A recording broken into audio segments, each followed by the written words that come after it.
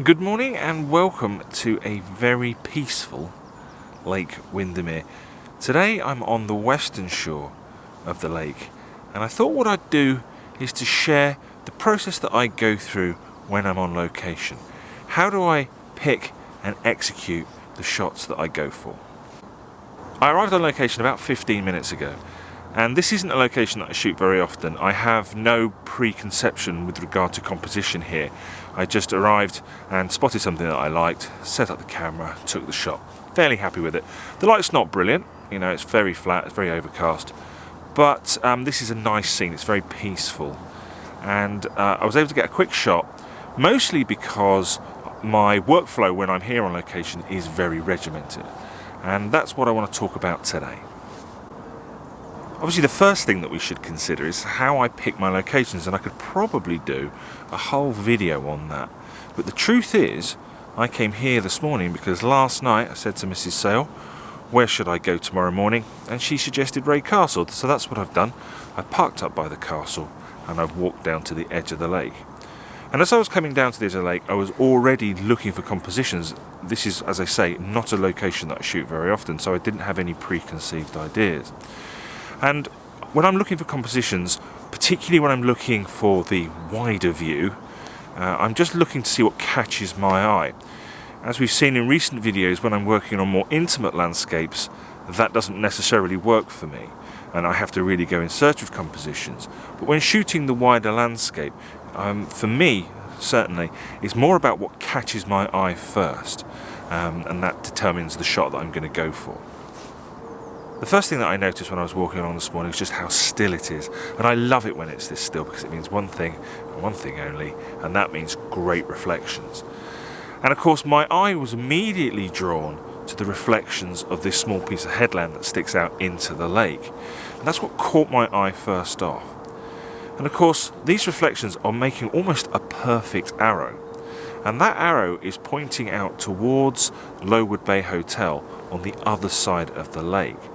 And so that's kind of drawing the eye towards the hotel.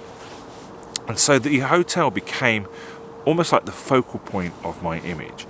I decided that that's where I wanted the eye to end up.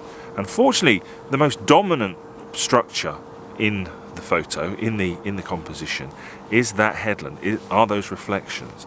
And they create this beautiful arrow that's pointing towards it.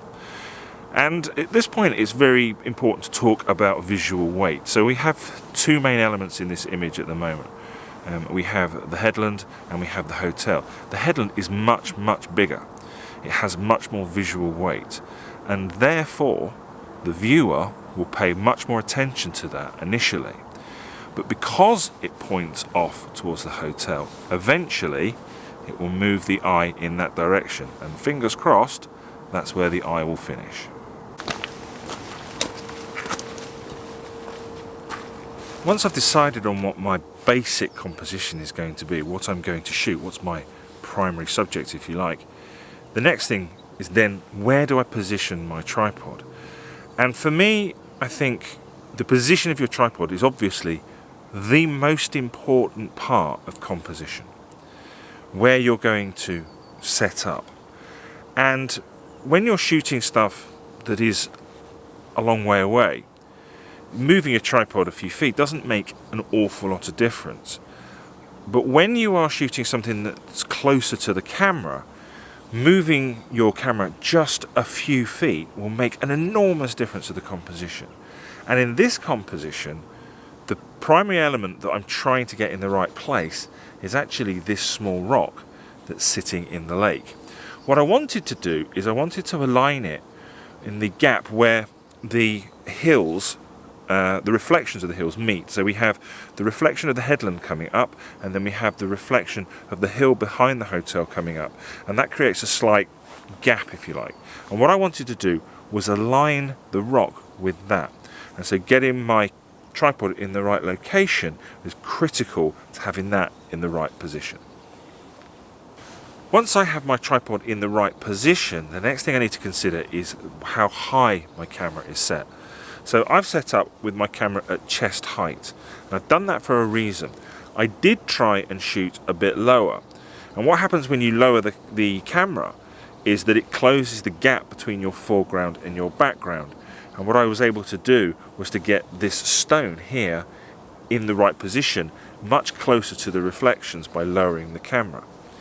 But unfortunately, when I did that, that brought into play this second rock, which is much closer to the camera, that I don't want in my composition. It's too close to the edge of the frame, and therefore it's quite distracting. And so in order to eliminate that from the frame, what I've had to do is raise the level of the camera up, so I'm shooting over the top of the first rock and getting the second one. And it's not really in the position I would like. I would like it slightly higher up the frame.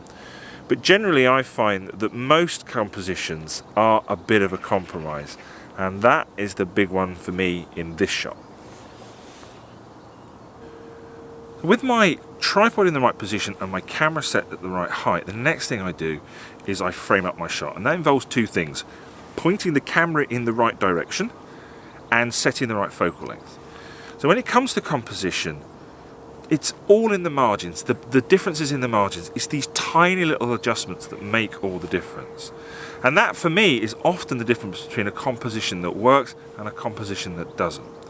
And so in this case, what I wanted to do was I wanted to make sure that the hills on the left-hand side weren't too dominant, and that the subject, the primary subject, which is the hotel, was on a third. And then I have this rock in the bottom left-hand corner that I want to use to lead the eye up to the headland, so that the eye can then go across to the hotel. Now, in order to do that, what I've actually done is I've got a focal length of about 50mm, which is quite long for landscape photography, particularly when you're trying to use foreground, but that foreground is quite a way away from the camera. And this is a focal length that I use quite a lot. Generally, I shoot at 28, 35 and 50mm, and that means that my primary lens that I use is a 24 to 70. Now, I have 16 to 35 and a 70 to 200 in the bag, but this is my go-to lens. This is the lens I always start every single composition with. And if I need to shoot wider, then I put the wide angle lens on, and if I need to pull that subject closer to the camera, then I go for the telephoto. But today, 50mm is absolutely perfect. With my composition set, the next thing that I do is I set my exposure. Now, I generally shoot at f11 and ISO 100. So the only thing that I need to do in order to get my exposure right is to adjust my shutter speed. And to do that, I use the histogram on the back of the camera. And what I'm looking to do is to get a nice balance of tones. So I've got nothing too dark, nothing too light, just nice and balanced, and that's what I do. A lot of people teach about exposing to the right, but generally, for me personally, I get better results if I get a nice balanced exposure in camera. So with the right shutter speed dialed in to expose the image correctly, the next thing that I do is I focus. And I focus manually, I don't use autofocus. And what I do is, using the LCD on the back of the camera, I zoom in on the area where I want to focus to 10 times magnification, and then I adjust the focus manually. And I focus generally about a third of the way into the scene, about a third of the way up the frame. And in this case, that's on that rock. Now, that rock is about, I estimate, somewhere between 10 to 15 meters away from the camera. So if I get that sharp, at f11, the depth of field would be more than enough to give me front to back sharpness. Once the camera is focused, there's really only one thing left to do before I actually take the shot, and that is to consider what filters that I want to use. Now, generally, what the filters we use in landscape photography are there to do are to impact the exposure in some way. So, for example, I might want to put a grad on the sky to darken the sky and reduce the difference between the sky and the foreground, so we get a much more balanced exposure. Or I might want to use an ND filter to slow my exposure down so that I can blur the motion of the water. In this case, I haven't done either of those things. What I've done is I've put the polarizer on. The reason I put the polarizer on is I wanted to control contrast a little bit. Now, the polarizer in these conditions isn't particularly effective, but what it does do is it does allow me to adjust some of the tones. And so by spinning the polarizer, I can get a better balance of my tones. And so that's what I've done here. I'm not sure whereabouts I am. I suspect I'm towards the bottom end if you like, of my polarizer, i.e. I'm not polarizing too much, and that's given me quite a nice balanced exposure. So that's what I'm using it for in this case. And with the polarizer on and the filters in place, all that's left to do is to take the shot.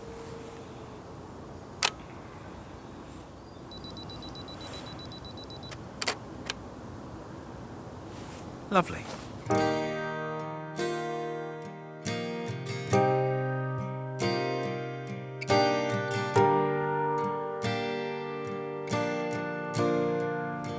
I've moved on from that scene now. It was never really going to be an award winner, as lovely as it is, but the important thing is it doesn't really matter. I always follow the same process for every single shot. And this is going to be my next shot. I've moved around to this small bay and there are these two boathouses, and I'm photographing the reflections across the bay with the second of the boathouse in it. And I've been through exactly the same process. I've positioned my tripod, set the height of my camera, framed up my composition, set my exposure, focused my lens, and then finally popped on the polarizer to adjust the exposure and get those good mixture of tones. And away we go, the second shot of the day.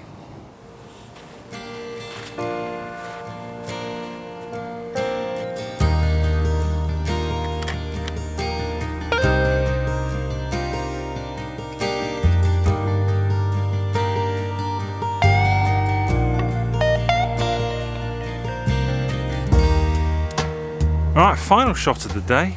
I've just simply come round to the other side of the bay and I'm shooting in the opposite direction to where I was shooting a moment ago, looking back towards the first of the boathouses. And on this headland again that sticks out into the lake, we've got some nice trees. This is actually quite a nicely balanced shot. The centre of the frame is actually where the larger of the trees are, and that's kind of the high point of the composition.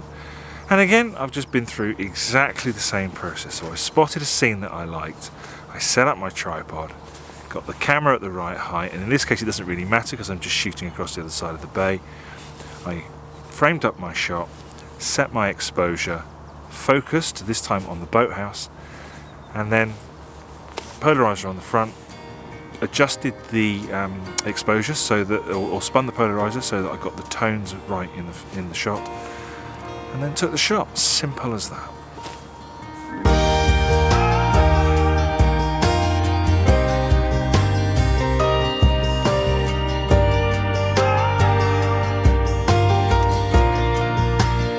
That's it for this morning's shoot for me. I've really enjoyed myself. I had a lovely morning.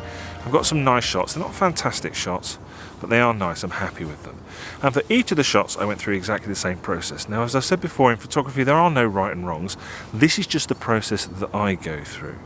And it's important that we have a process so that we can focus on what's really important, and that's picking out subjects and compositions and not having to worry about the operation of our camera and how we use the settings and all that kind of thing.